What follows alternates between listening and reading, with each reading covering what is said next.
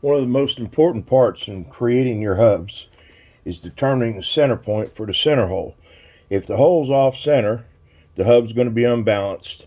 As soon as you put your wings on it, it's going to be really unbalanced, and you may have to remove too much material from one end or the other to get your wing balanced. Originally, we used to take a ruler and try to locate the corners and X each block, just like that.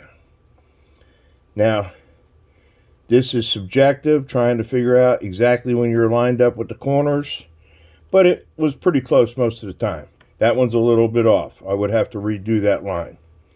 But now we do it differently. Use two different tools. The first tool we use is a woodpecker's one-time tool, MT center gauge. Very simple tool.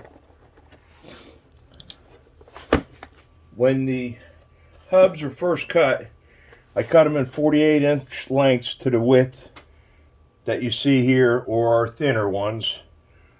Here's a thinner one right here.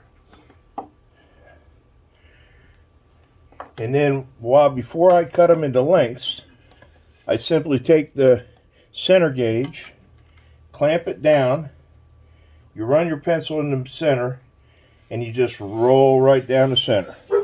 That gives you your middle line, just like that. Next thing we do, we cut them into lengths. Once they're cut into lengths, then we take this other tool, made by whirligig, the half fit finder, called the fit finder, and you take it and you figure out the height of each block here.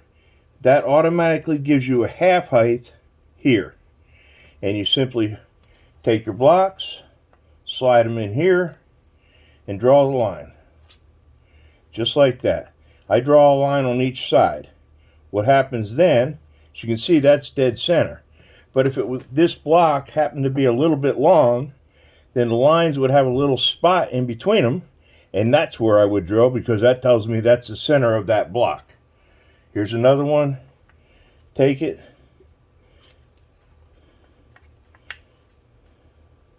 And there you go. You now have drawn the center line. Put your drill bit right on that center, drill your hole, and you've got a centered hub.